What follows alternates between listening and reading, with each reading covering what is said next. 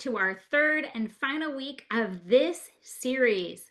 Today, we have Joe Hoffman with us to open us in prayer. Joe, can you please pray for us? Thank you, Melissa. Let us pray. Heavenly Father, as we gather here today, we humbly come before you seeking your divine guidance and blessings as we continue on our mission to grow disciples. Our collective presence here today is further evidence that we are not alone on the journey. We understand that success is not measured solely by outward achievements, but also by the love, unity, and purpose that we share as a parish community.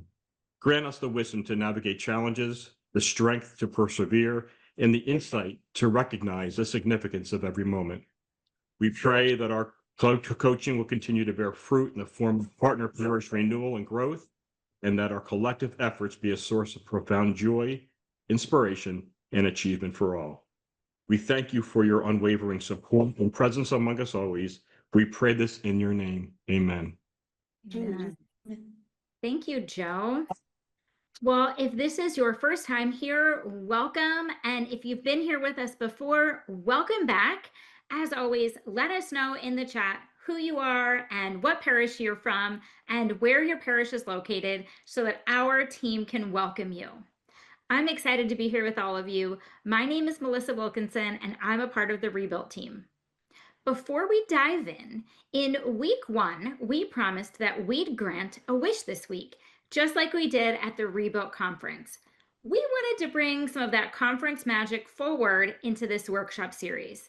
Now, this isn't something that's happening in every workshop. This is a one-time thing where we wanted to bring the magic to you.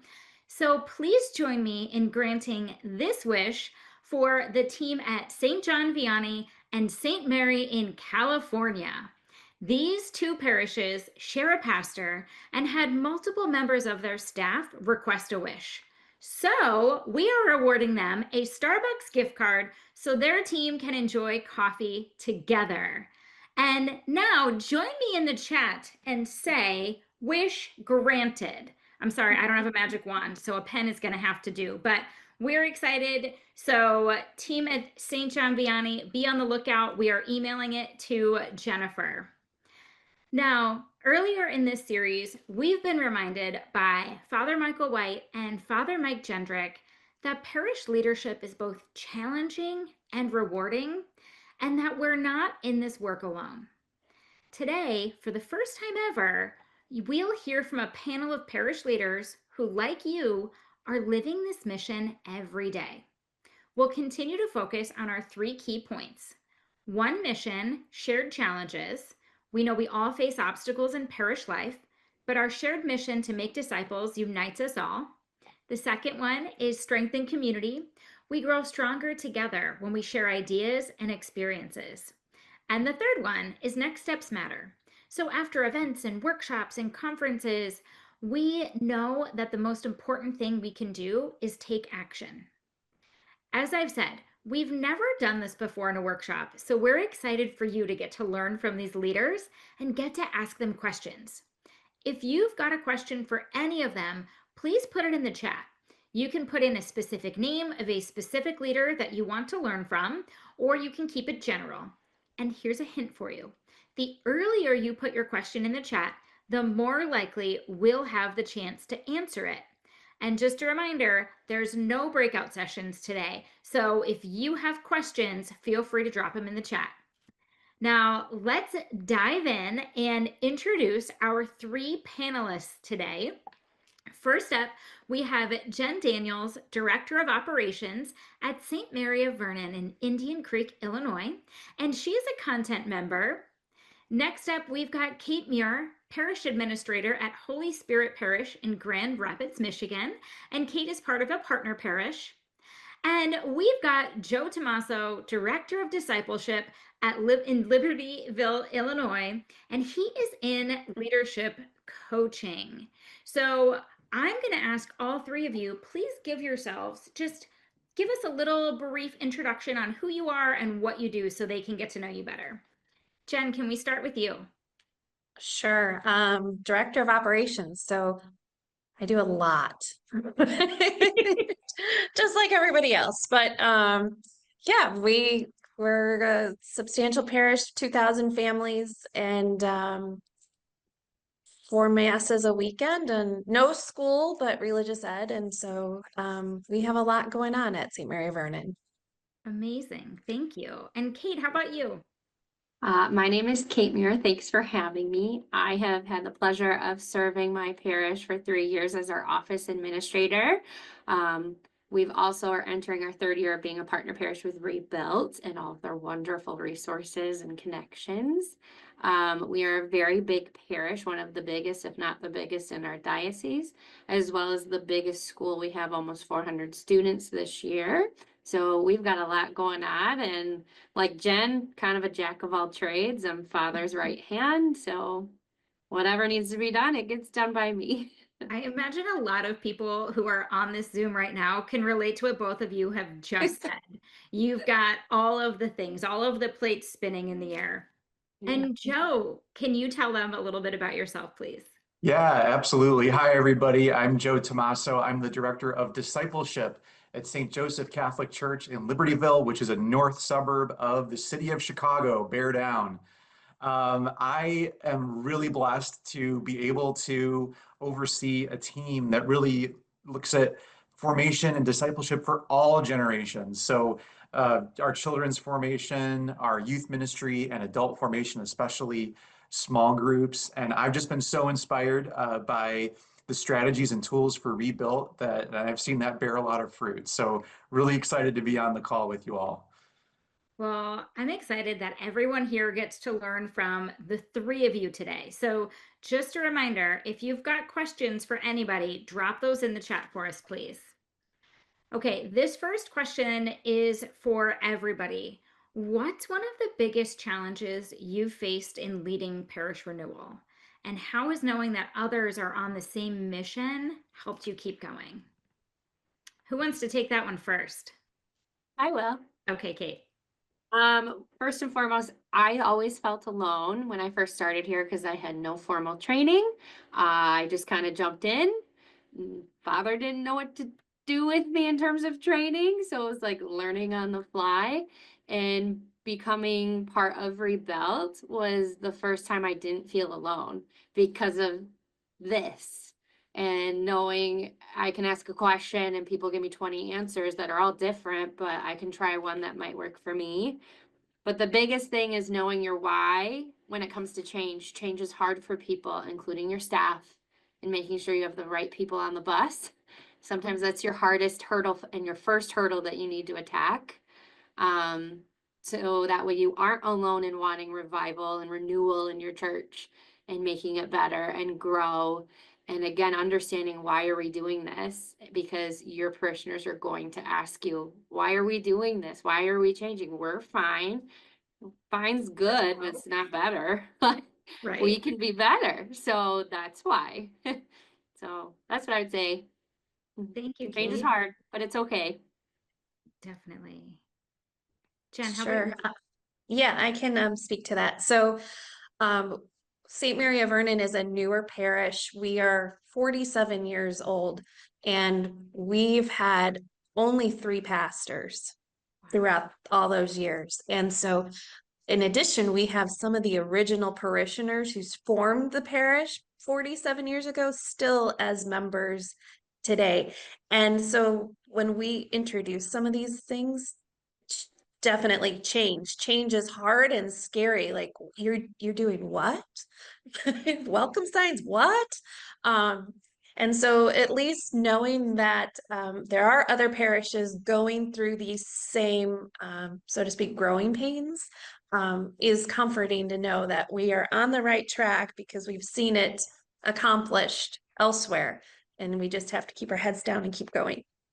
Yes. You know what, Jen, something that you said, it gets me excited because you're getting to learn from other parishes that aren't just Nativity. Nativity has done a beautiful and wonderful job trailblazing all of this, but seeing other parishes doing things maybe a little bit differently, but taking those concepts can be inspirational too, to see parishes who maybe are just a couple years in versus 20 years into the rebuilding process. Yeah. And Joe, how about you?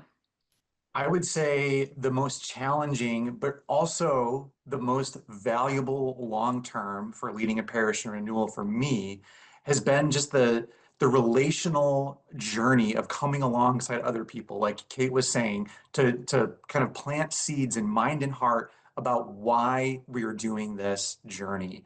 And I think that the challenge comes with what I've learned to be the level of intentionality that goes into planting those seeds, thinking about the right questions to ask people, being strategic about coffee dates, about handwritten notes, about meeting drop-ins with people who might need a little bit more coaching towards that vision of renewal. That it's really all about relationships.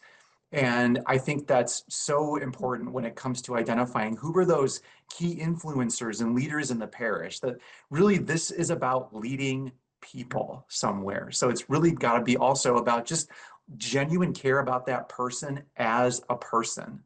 I remember Kelly Lippenholtz from, who was with Rebuilt. I was talking to her once, and she just reminded me of that she had this moment where she realized so much of my job is actually going out to get coffee with people. And that really stuck with me. And that's something that I've had to carve out time for. And it's really already borne a lot of fruit. So I'd say that strategic intentionality in planting those seeds and making sure you go back and keep watering them has been challenging, but again, also really valuable. It's so good, Joe, because with as many hats as we wear when we're working in a parish and as many of the plates that we're trying to spin, it can be hard to do something as simple as take time to take somebody out for coffee, to connect with them, to hear their story, to get their buy-in on change. But I love that you said strategic intentionality, because that is so important. What a great way to carve out time for that, to make those relationships a key part of what you're doing. Time with Well, people will never be a waste.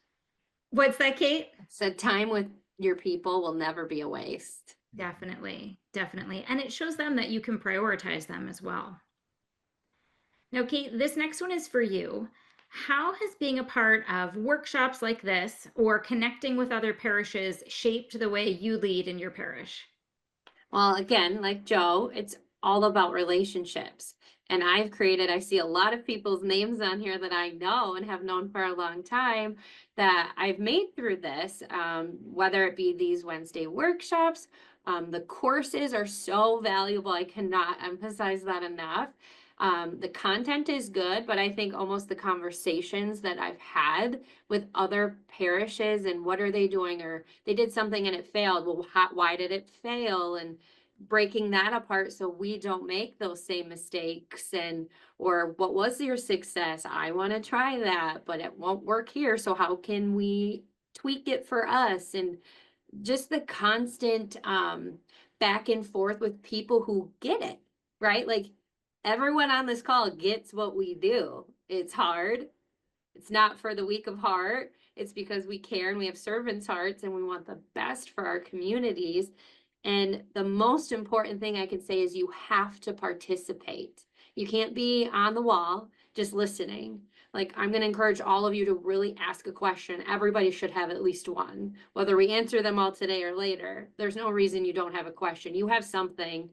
You just might be afraid to say it, but you're going to get more out of sharing and asking, because a simple idea to you could mean amazing things for somebody else. And just never taking for granted the ability that all the things you've experienced at your parishes can have on another one. And also, like, not being afraid to be like, can you go into that a little bit more? Like, that idea seems really great. And half the time, the conversation gets turned, but it bears so much fruit from it, it's okay. We saw So that again, I happen. think it's just about making those genuine connections. And then again, like Joe, watering those relationships. And I know there's a handful here I've talked to on my own and asked questions and ideas or shared things we've done. And I think that's just such a skill to have and something you have to partake in. One of the things, Kate, that you said is that you got to learn from others, especially in the courses, and they got to learn from you. And that was really fun to be a part of. So last year, I lead our small groups course for our partner parishes, and Kate's team was in there. And what's cool is that sometimes I would literally hear Kate say, hold on, wait, so you tried that. Can you tell us more about that? And she and her team are writing this all down. And there's sometimes when another team would say, hey, did you try this yet? How about this? So it's great to build community. And I can't, just repeat what Kate said and express this enough.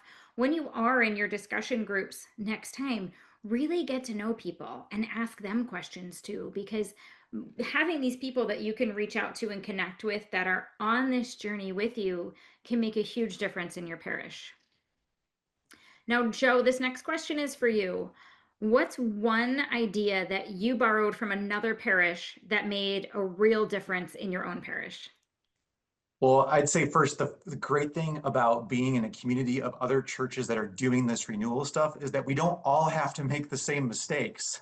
And we can share the load of making mistakes and learn from one another. And one of the things that has been very valuable for me, so for adult faith formation, I do lead our small group launches. And I remember from a conference at Nativity called Accelerate, which is about small groups, there was one specific thing that I really took away, which is really, it's as simple as language about how we're asking people to lead small groups. Instead of asking people to lead or asking people to be, facilitators, it's simply asking people to host. You don't have to be an expert in the Bible. You don't have to be a master facilitator. And it's an acronym. Do you have a heart for others? Can you open up a space to meet? S, serve a snack, and T, turn on a video. If you can do that and you have a few friends, you can do this. And just that simple shift of language, I think it's removed a lot of barriers for people to join small groups. And I imagine that, the churches that got to a point of this idea of hosting probably learned the hard way about asking people to be leaders or facilitators, et cetera. And so I got to learn from that, and it's borne fruit here at St. Joe's for sure. Oh, thank you. Okay, we have one person just asking, Joe, could you please repeat the HOST acronym? Oh, yes, it's H, do you have a heart for others? O, can you open up a space to meet? S, can you serve a snack? And T, can you turn on a video? I think it comes from Saddleback in Southern California originally. So I've found that very helpful to get people to take that step and get their feet wet in small groups. I love that, Joe. I love that. Oh my gosh, we're getting so many questions. Okay, you know what? I'm gonna start asking other people's questions and then okay. Hold on. No, we have to ask Jen this one. Jen, Okay. because this is gonna answer somebody else's question here. Yeah. In your experience, what happens when leaders don't connect with others? Why is community so essential for sustaining ministry? You have to have leadership united. So we just attended the conference in June, and we came back and decided to start implementing rebuilt tasks at our parish. And one of our PPC members gave us a really great piece of advice. He was in the Navy, and he said, I was an officer, a petty officer, and I was in charge of training soldiers. And so there were three of us, and we would meet together weekly or whatever to develop the trainings that had to happen every week. And we would often come into the meeting and have disagreements or different ideas of how we should conduct these trainings. But at the end of the day, when we walked out of that meeting room, we were a united voice with one clear message. And we've taken that to heart, that we, as a staff, we do meet every week to go through rebuilt items, and we don't always come in agreeing, and we will sit at that meeting and not always agree. But as we leave those meetings, we are a united staff with one clear vision and mission for the parish. And you know, that is key, because if somebody's doing something here and someone's doing something different there, who are the people going to follow? It's confusing. So, one clear mission, vision, and leadership. So Does good. that answer your question, Melissa? Yes, thank you. Okay, now this question is for anybody. What do you say to yourselves when you're faced with anger and at times cruelty? The consensus is that there isn't a need for change. I am concerned that we are caught in the vortex while going down the drain. It looks like there isn't anything wrong, so why should they change?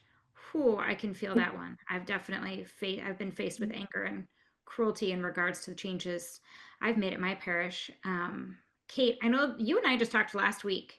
How about you just share a little bit about kind of, you don't have to share the details of what you went through, but maybe just kind of talk about how you handle yourself when you're facing that. So being the right hand of father, I'm the one that gets the heat, right? So you also have to kind of have a tough skin that that, depending on your parish, I live by the 80-20 rule. 80% are fine and they will go along with whatever you do, and 20% will have something to complain or sometimes be mean about or challenge you or really stick feet in the mud, like, and just be really squeaky. Um, but the most important thing is your pastor has to be the leader. And if they are not, then you have to get them on board first and foremost. Because if my pastor, who is the best, was not leading with me, we wouldn't be successful in any of the changes we make. Because behind closed doors, I may let out my frustrations with people with him so he knows where I'm at. Because if I don't get that out, I can't be a servant heart, right? But you can't just do that to people. So you have to have a space, a safe space to have these hard conversations, because one, in order for you to address them, you have to be in a center of calm and in more of a godly space, because you need to bring them to the well, right? So these people I've been recently struggling with, who have been uh, cruel, I will say that they were very cruel. I had a hard time with emotionally, but I got myself to the well first. You have to get yourself there first. And then that way you don't come in a conversation with angst and anxiety and frustrations. You're coming from, well, the vision and mission of our parish is this, and the direction of our pastor and our staff is this. And I need you to get on board, or I need you to accept the differences and be quiet about it. Or how can I engage you differently? Like maybe it's just a communication. 9 times out of 10, once I sit down with them face to face, because half the time it's an email or a phone call. But if I ask to meet with them, the conversation is different. It's something else, not really necessarily what's going on is the problem. It's usually something else. So I don't know if that helps answer that. But again, like your first initial response is to get defensive and cry or want to give up or want to quit. Don't do that. Jesus faced the storm. We can too. you know you will grow from it. It just might be painful. Kate, I love that you said get yourself to the well first, and Yep. it's so important. And then have those people you can go talk to. And I love that I feel like Joe was like ready to say, yes, yes, talking to them one-on-one helps, meeting them for Yeah. coffee, talking about it. Yeah. Thank you. Well, You're Joe, welcome. this question is specifically for you. How can you build collaboration and willingness to learn from each other, like on your own team? Yeah, I think building collaboration, it's sometimes that's a big process and culture shift because we tend to operate in silos very often. And so I think starting with actually getting together as a team and sharing your wins with each other is a really great start to build collaboration. And then the more that we come together and do some idea sharing, I love whiteboards. So if there's anything that we can work together on that involves a whiteboard, yes, Kate's got one. I got one in front of me here. And when we're creating something together, I think identifying it, because what I have found is, and the collaboration is not just on staff either, but involving parishioners more and more. It's a huge thing that I learned from the Rebuild Conference. The more that they're involved in the creative process, everything is just better because you get more people involved with different perspectives.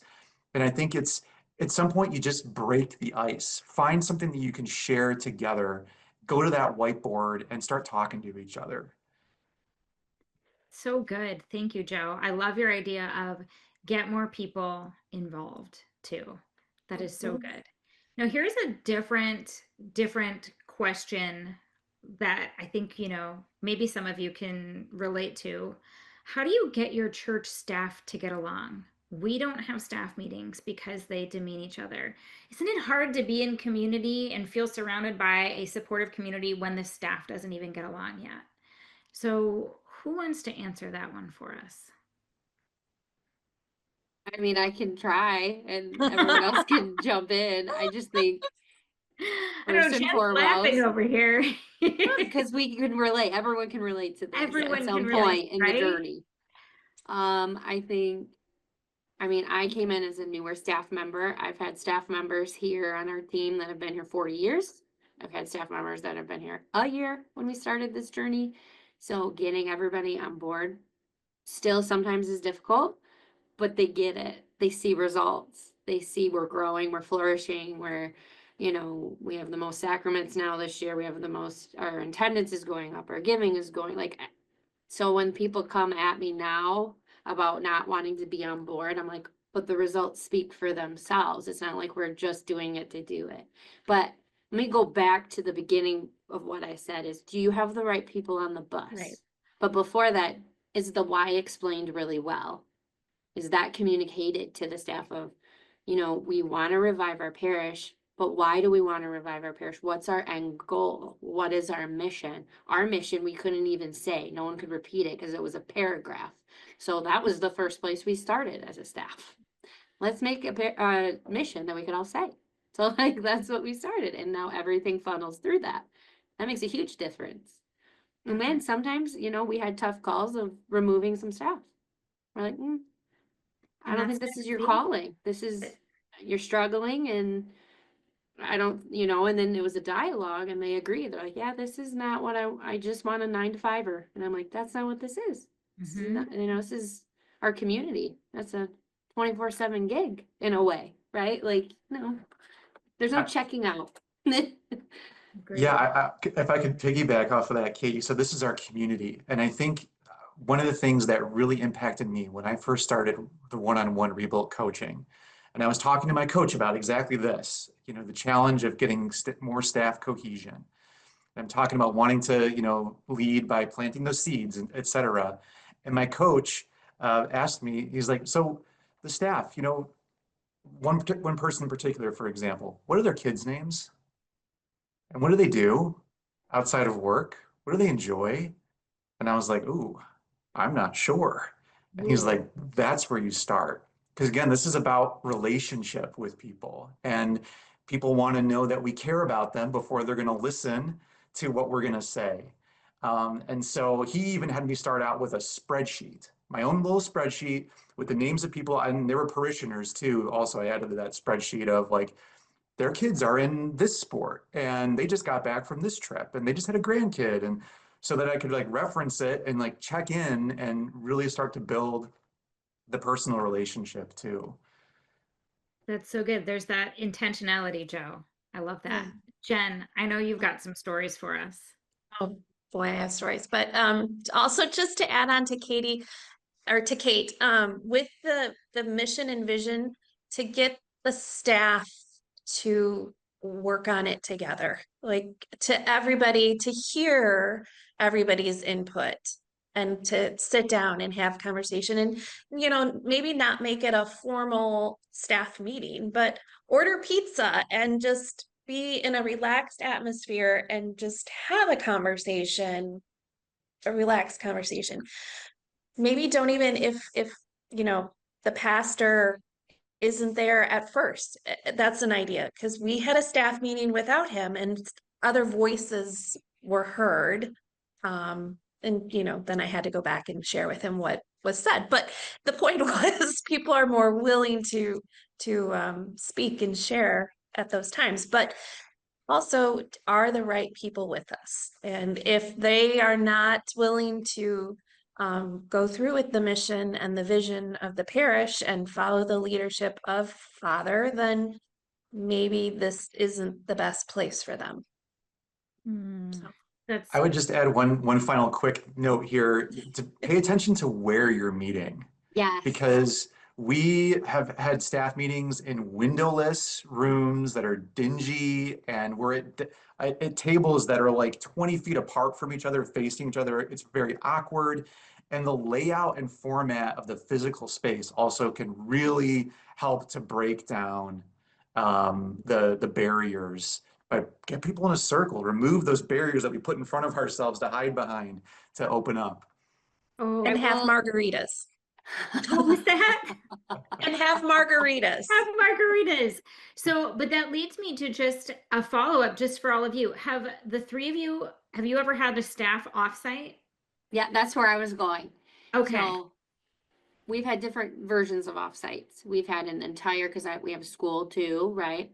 So we've had a whole staff offsite in terms of like school leaders, like the principal, vice principal, and the normal church staff. We've had that, which was, they've never done that prior to my coming in, and I'm like, what? How? Okay, that's the first foremost thing we have to do once a year minimum of how did, what was our strengths and weaknesses of the year? What were our wins? What were our opportunities? Where do we want to go? What's the goal for the year? Like that was a foreign concept. And that took all day to get to.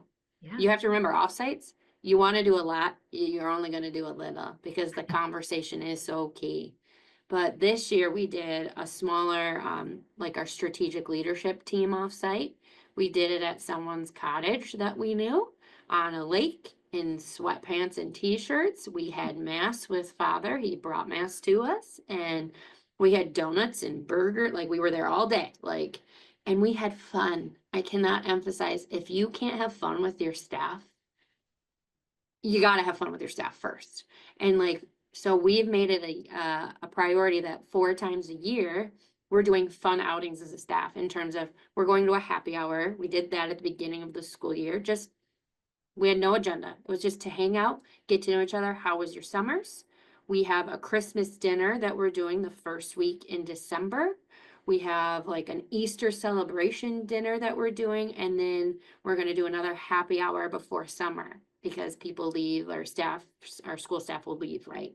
So it's not just about the work too. It's about us as people. So I think those have been more fruitful than some of our staff meetings because ideas come and flow when you're relaxed and not, oh, we got to get through this and I got to, sometimes just bringing that wall down and just bantering and having fun and talking about family, kids is all you need. So Definitely. And I love, Joe, I love that you brought up it depends on where your meeting is.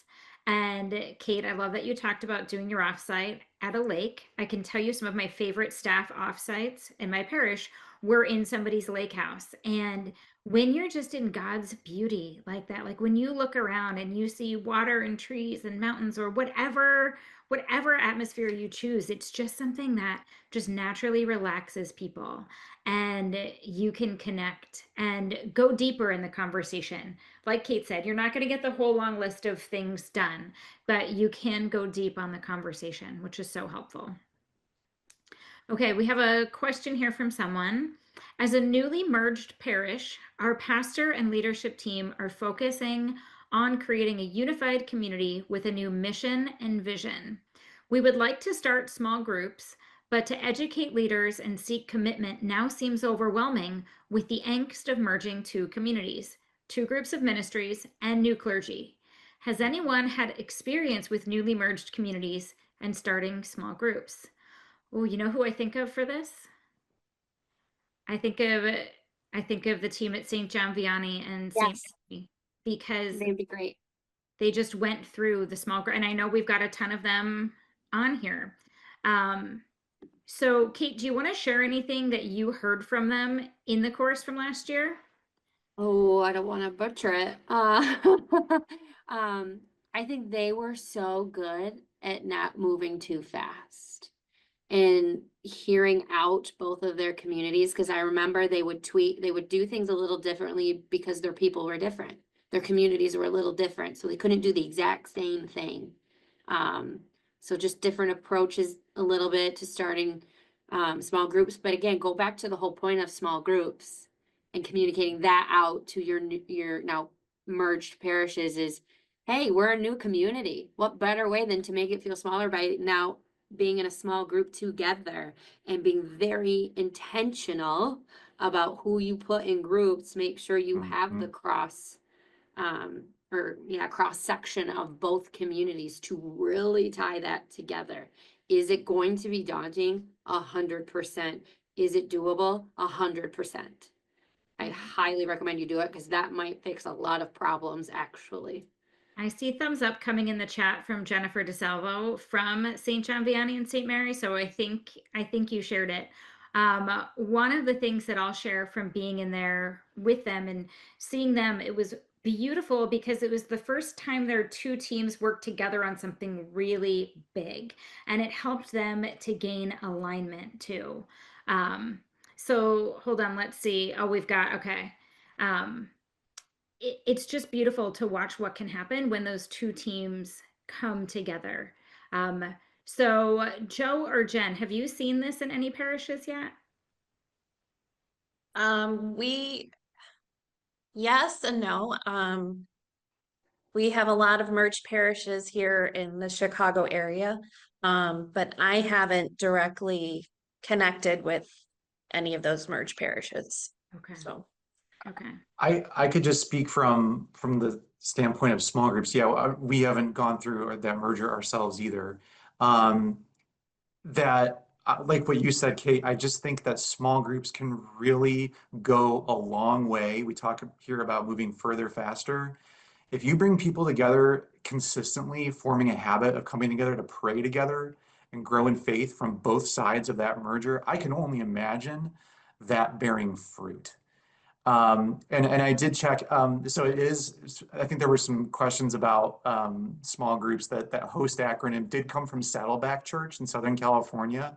There's a really good book called Purpose Driven Small Groups by Steve Gladen, and I highly recommend going there if you're looking for just getting really healthy, strong small groups.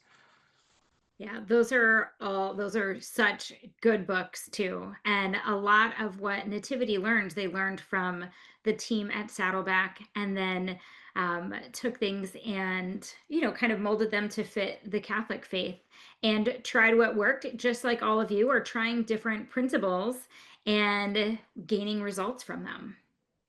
Okay, so here's a question that came through. How do you handle having staff in the wrong positions? Whew, we talked about the wrong people and the wrong seats on the bus. Jen, I want to hear how you handle this. yeah, we have to look to, gosh, definitely guidance from Father. He has to be involved, but yeah, it's a conversation with someone to, like before, outlining the why. This is why we're doing this. This is why we want you to do this. Are you ready to get on board with this? And if not, then I think we just need to look for something else for you to do. It's a hard conversation to have. It really is. But I mean, we have to think of the long-term outcome. And if we keep if we keep somebody in the wrong place who shouldn't be there, we can't move forward. We're just going to be battling with that person. And so just cut them off, move on. Can I say something, Melissa, to that Yeah. effect a little bit? Yeah. We review everybody's job every year in terms of like how's everyone doing as a person first and foremost in their role. And then we say like I will sit down with people and be like, what's your passion here at church? Job aside, what is your passion? What do you want to do here for our community? I have to listen to that because then learning their skills, because this is something that changes over time. People's, skills grow and change, and, everything affects you, where you're at with your family, how old are your kids, like everything affects you. So I want to first and foremost, what is your passion? And why are you choosing to work for our community and our church? Once I know those two, then I can help develop a role that suits them and for us as the church. Like things need to get done. But if you have I'm very blessed with our staff now. It's taken a while to get here. We are all very team oriented.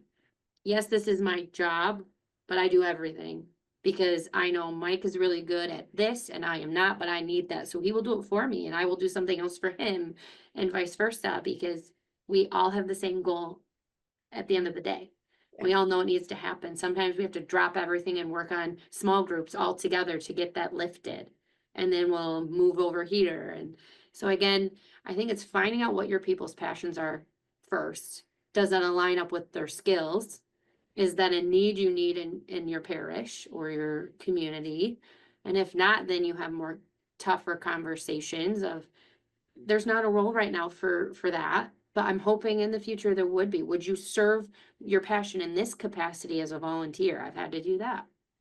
So again, it's all about relationships and the connections you can make with them and having them understand how they can use their gifts for the community because they can. It just may not be a job necessarily, maybe in a volunteer role and maybe a job later, but Yeah.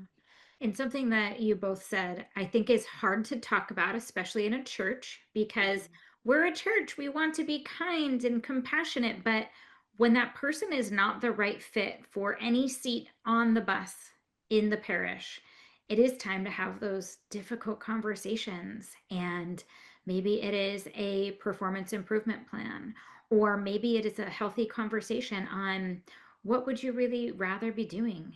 And sometimes, unfortunately, it leads to working through all of that and unfortunately a termination in their employment because it's not what's best for the parish. And all of that is so hard, right? Because we love people in this role. We want to help our parishes and we want to do what Christ would want us to do, but we also have to do what's best for the parish as a whole. And sometimes it means letting that person go.